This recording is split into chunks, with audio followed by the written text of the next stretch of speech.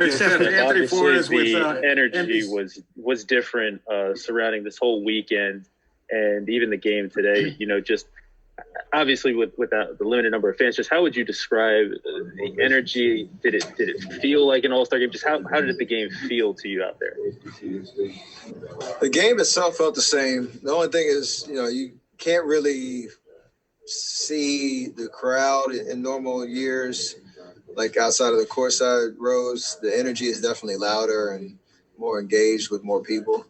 But the only thing I was really missing was like the first, the courtside kind of vibe, the who's who sitting down there and just the energy around the court. I remember watching it last year in Chicago, and that was half the fun of the new format. The ending was, everybody who was courtside or in that lower part of the stands, just all locked in and engaged in the game.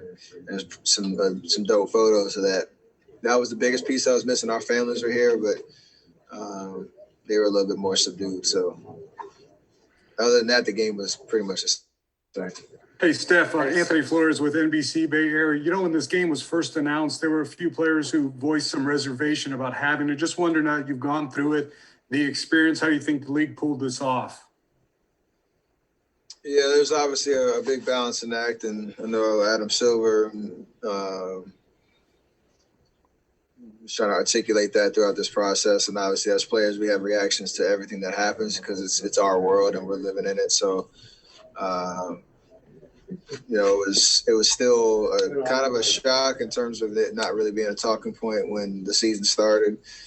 But in terms of keeping things condensed so that, we come in, do our job, and, put on the show that we did tonight, and then get back to our respective, homes and enjoy a mini break before we start.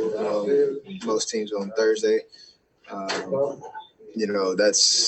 kind of what it ended up being. I think mission accomplished, obviously. Hopefully everybody's safe and healthy. We know we had 2 guys in contact tracing, but hopefully they kind of pulled through that and we get back to playing basketball in the second half. Hey, Steph, this is Davide from Italy.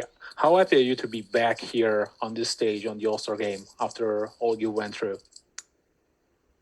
It means a lot. Like you said, there's a lot of work that went in over the last year, and I'm happy and blessed and grateful to God that I'm healthy this year and able to do what I love at the highest level and be recognized for it individually, and just trying to keep things moving in the right direction for the second half of the season. So this is a really cool milestone, and it's good to be back, with the best 24 in the league.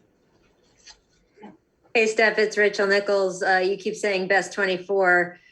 I know you like playing with all the guys out there, but is there anyone in particular to sort of be on the side of seeing it from within your team, whether it's Giannis or LeBron or any of the guys that sort of experiencing their game from the other direction felt cool to you tonight?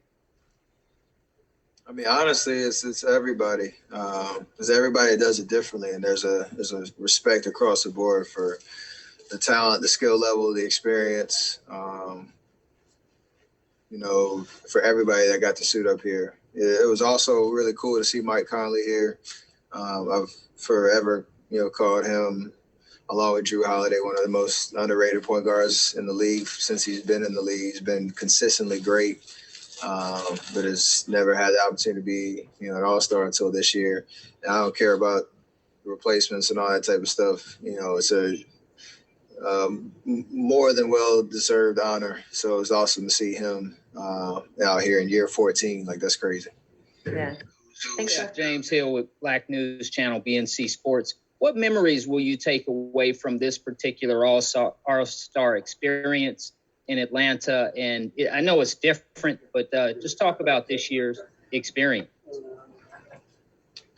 I still appreciate just being here and enjoying being an all-star and what the weekend usually means. And even with everything being different this year, I still had a great time out there. I still love basketball. And, it drives you. Obviously, we want to win and be in the playoffs and in finals and chasing championships. But, along the way, some acknowledgement in terms of being an all-star is pretty awesome. Luka, Hi, Steph. Hi. At this point in your career, what fuels you? What more do you have to accomplish? I have a lot to accomplish. I don't have anything to prove. There's a little subtle difference there, but what drives me is just having fun. I truly love to play basketball. I'm just, you know, appreciative and grateful that it's at the highest level, and I get to kind of still pursue a higher level of excellence on the court. Because we all know, our careers have a finite window, and you never know when the basketball gods, if you will tell you to hang them up. So as long as I feel healthy and strong and able to keep doing what I'm doing, the joy naturally comes out. And that fuels everything, with my teammates, with, that season to season grind, chasing championships and all that. I just love it. Thank you. All right. Thank you very much, Steph. Have a good night. Thank you. Thank you, Steph.